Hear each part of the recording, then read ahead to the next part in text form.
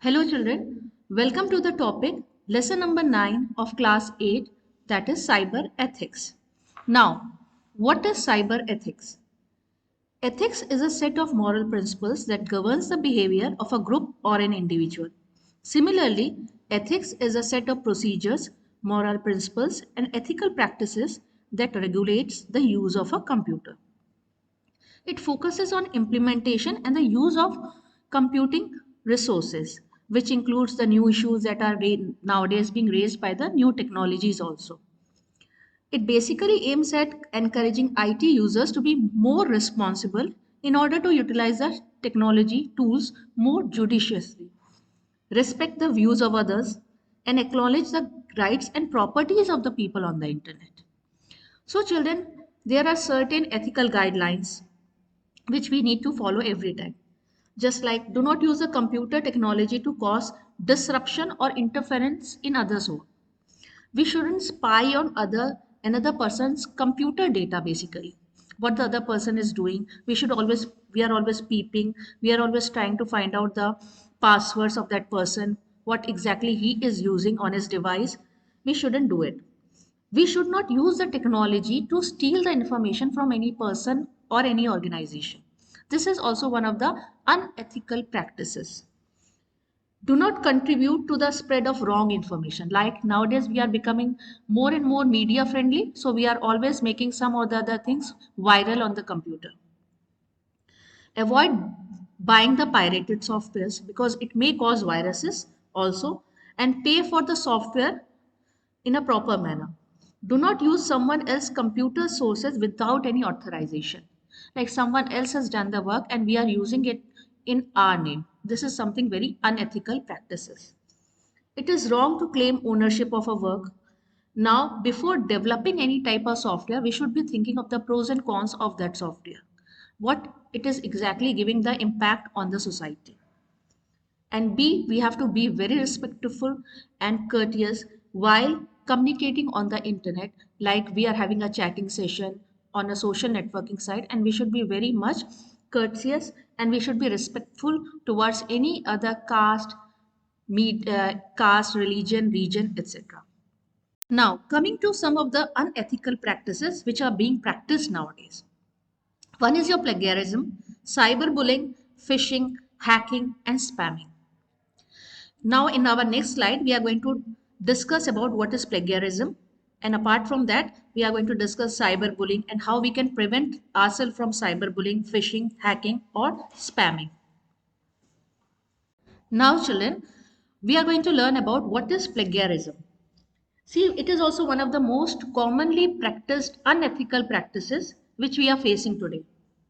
It is a usage or limitation of the language and thoughts of another person projected as one's own original work. It is known as a crime or a fraudulent act.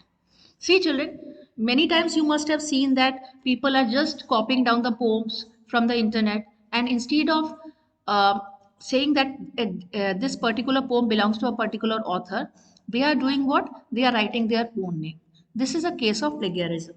Many times you must have seen in movies or like that whenever they are taking a true content from a real life incident or something like that, they are just simply writing down that it has been inspired from true events they are facing nowadays. You can say just like your Kerala files and other things, isn't it?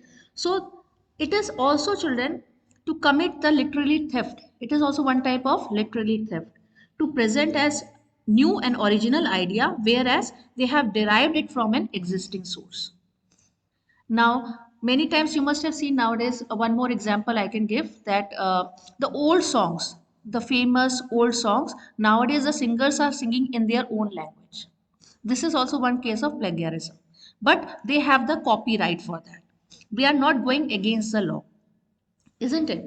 So now how we can prevent the plagiarism? All resources are neither accurate nor do they validate the information as accurate. You must have seen. So therefore one must specify the source which informs the readers regarding the basis of one's own ideas and extent of one's research. See, like whenever you are copying down any idea from any of the books or any quotation from any place, so simply write down that this has been inspired from so and so person. You have to verify the source. Like, I have taken the inspiration from that particular article. I have not written this article on my own. To avoid plagiarism, one can rephrase the material. Rephrase in the sense, we can rewrite the content. We should not follow those same quotations, same language. We can easily change those things also. In the educational sector, students can be encouraged to present their original and innovative ideas, because we must have seen in school there are various students who are having very budding ideas, like very new ideas, but sometimes when the teacher gives them a work to do, they simply copy down from the internet and say, ma'am, this poem or this article has been written completely by me. This is, which is completely wrong, isn't it? So what a person should do, whenever they are doing something, whenever they are copying from the internet also, they should change some of the phrases, they should change some of the quotations, like that, and then they can rewrite, they can take the inspiration from that, so that the work should remain original. And the person who has rewritten, the person who has written earlier these things, quotations, articles, documentary, or whatever, they should be given the full credit for that. Even if we have credited, taken a documentary picture from any of the famous personalities, celebrities, we should simply write down that this particular thing we have taken from so and so person, from the video. I hope this plagiarism part is very much clear to you. Now we are going to come to the cyber bullying. Now, what is cyberbullying? It is an act of harming, harassing, or targeting a person by another person using the internet. We normally we do what? We bully each other. Friends bully each other. Brothers, sisters bully each other. But when the same thing happens on the internet, it is known as cyberbullying, isn't it? We can, this includes like insulting remarks. We are sending each other insulting remarks. Apart from that, threatening messages that sent by an email or any social networking group, isn't it? Spreading the rumors about that person, posting the pictures, private pictures of that person, isn't it? Because he or she has not followed so and so rules among the chat groups, isn't it? These type of things, whenever we are doing online, it is known as cyberbullying. Embarrassing photos and videos to hurt the religion person, derogatory remarks against any gender, race, religion, or nationality. So these type of things come under the cyberbullying. Now, if a person is a victim of cyberbullying, how he can prevent himself or herself from that? See, first of all, whenever you are on a social networking site, unless and until you know that person personally, you should not disclose your identity. Apart from that, safeguard your passwords and all your private information, including your financial, your home status, your family members, your personal details. You shouldn't give anything on the social media platform. Apart from that, whenever you are friend with any person online, try to find it on your own whether that person is a relevant person or a not, whether that person is a genuine one. Next, restrict your online profile to be checked by any other outsider. There have been many cases, children, where the profile pic has been taken by some other outsider and he or she has been posting it always, everywhere. So there is nowadays on social networking sites, there is a privacy content also, privacy tag also, where we can protect our privacy to a larger extent. And apart from that, if you are being cyber bullied by a person continuously, because you may know that whenever you are being cyber bullied, first of all, we need to block that account. But still, a person creates many such accounts and he is constantly bullying you via messages, via videos, via threatening calls, or whatever. Then do what? Try to take some action against it. Do not be repulsive in language, rather block the information and share this information, share your details with your close family members. That yes, I am being cyberbullied, and if that person still is not stopping, then you should report it to the cyber cell. I hope the cyberbullying is very much clear to you. Now we are going to start with the topic of phishing. Next, children, one of the most unethical practices is your phishing. As the name suggests, it is an act of sending an email to a user, misleading him to believe that it is from a trusted person or an organization. The user is asked to visit a website where he is supposed to update and validate his personal details, such as the username, password, credit card details. And once they send an OTP, they tell them to write down the OTP, and thus, whatever the main identity, you can say that is the main identity or the credentials they have they just simply take it away. It is generally in the form of a fake website, children. Now, in this method, why the name has been turned as phishing? Phishing is a synonym, you can say, or similar word to that of fishing, where a fish is being trapped by giving a some food with the help of a fishing net or something like that. So the name is almost similar, and the work is also similar. As you must have seen from these diagrams, pictures which is being given here, like it is almost similar to a hook which we generally give to a fish so that it gets attracted and ultimately the fishes are being trapped over there. Now, once again, how the phishing works, let me explain. The hacker sends an email, very attractive email, which consists of the links and other things, isn't it? Flashy type of email. It's a fake website. Obviously, we just generally get attracted to a flashy type of website where we are supposed to fill up the details. They give us lucrative prizes and all these things, like you will be getting something over there. Kindly fill your details, credentials, and apart from that, they ask us to write down the Aadhaar card number. Many times, many such things have happened in the nowadays. The victim enters all the personal details, credentials like Aadhaar card number. We all know that Aadhaar card is a main what you call credential through which all our bank accounts and all everything is being connected. Once we start giving a phone number and Aadhaar card detail verbally or written in a manner, then obviously our account is supposed to be hacked. The hacker accesses victims' private data. That is why many times it has been told that we are not supposed to make a very easy password. We are not supposed to set a very easy password, isn't it? Because it is very easier for the hacker. Generally, people are in the habit of writing their date of birth, their like date of birth, date of year, any type of thing. They write down their name first letters and after that 1 2 3 4 5 like that. So it is very easier for the hacker to hack such accounts.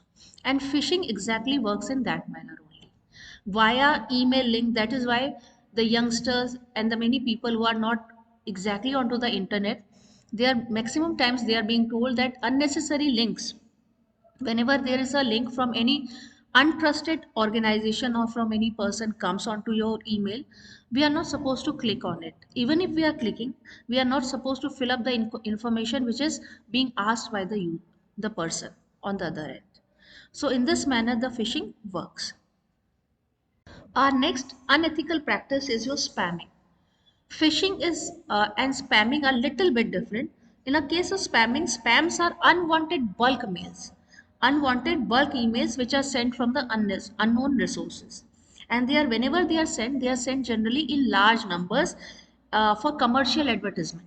And it is being sent all over the world, isn't it? Spamming is a serious security concern as it is concerned, it is used for the delivered Trojan horses. It is also one type of a worm, isn't it? Like after that, horses, viruses, worms, spyware, and organized target phishing attacks. It is a type of phishing attack, but it is sent in almost a bulk, so that the account can be completely hacked and not for a person, not for a single person. When it is being sent worldwide, when it is being sent worldwide in the form of advertisements or any organization is sending certain things, so it is basically meant for like hacking the general details. Like every time viruses are being spread, they create, whenever the viruses worms are being spread, they generally delete all the matter.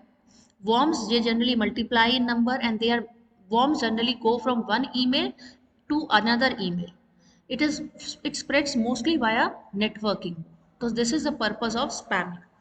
Now, how to prevent the spamming? First of all, we need to install a spam filtering or blocking software, firewall, you can say. And if you suspect that an email is a spam, just simply don't respond it. Simply delete it. Considering the disabling the emails client preview pane and reading the emails in plain text. Don't go by the links. Generally, whenever we are getting the flashy links and all the details like that, then we open those links. But we shouldn't open such links. Reject all instant messages from persons who are not in your contact list. Many times you must have seen many persons are in the habit of randomly sending the mails. You may never know what is there inside the mail.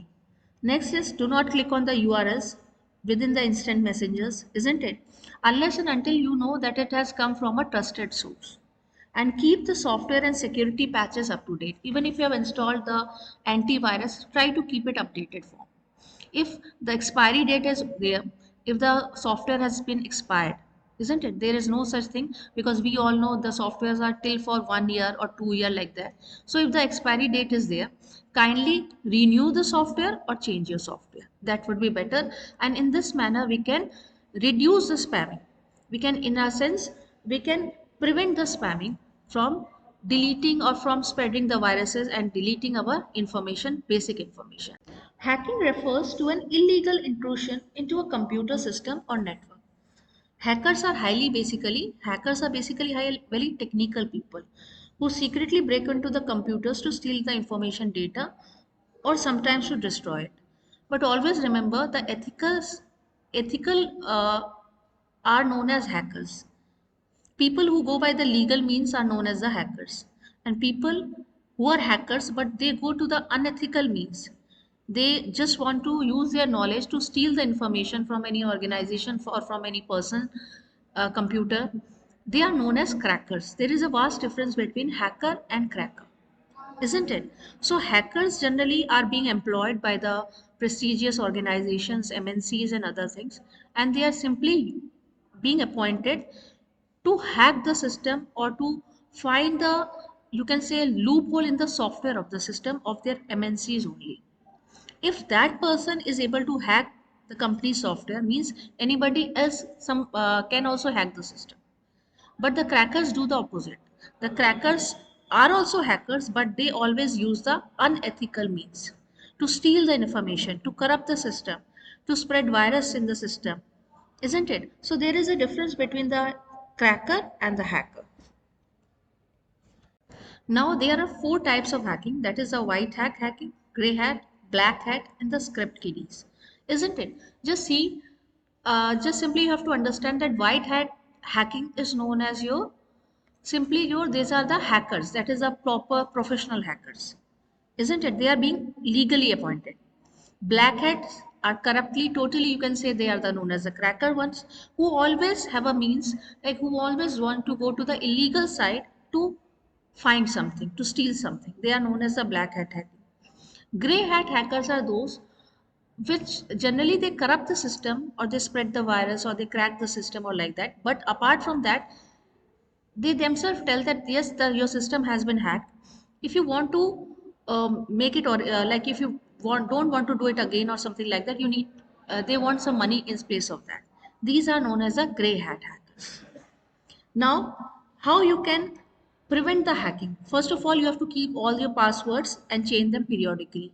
Always go for a what you call the special characters, numbers, alphabets, cap, uppercase, lowercase type of passwords. Update your operating system. Whenever you are updating your operating system or the antivirus or other things, means your operating system or antivirus gets the strength to fight against any type of mishandling. Next, avoid using the Wi-Fi in the open space. Whenever we get the open space Wi-Fi where there is no password or something like that, we generally try to send all the, like you can say, we all start doing all the money credentials, transactions, everything whenever we get a free Wi-Fi, which is very, from where you can get a, become an easy prey to the hackers also. Always make use of a secure website. How you can find whether a website is a secure or an insecure one? Whenever we find the website, you can see in the address bar, if it is written HTTPS, means it is a legalized or authorized website. Next, always check the permission and authenticity on the apps, check for the reviews and everything, isn't it?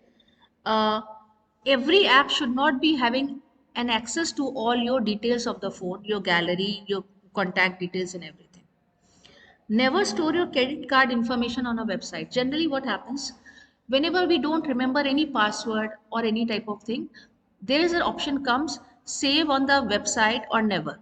We always go for the save on the website. Whenever our own phone is there, we always say that I can't remember so many password or this and that, so it's better that I'll click on the save option. which is almost incorrect. Many times, a person who visits that particular device, mobile, maybe it is a mobile phone or a computer, he may check all your details, he may edit your details, or he may hack your details also. So, in this manner, we can prevent the hacking. This was the first part of your chapter. In the second part, we are going to find out some more details, individual right to privacy, and about other things. Okay, children, thank you and have a nice day.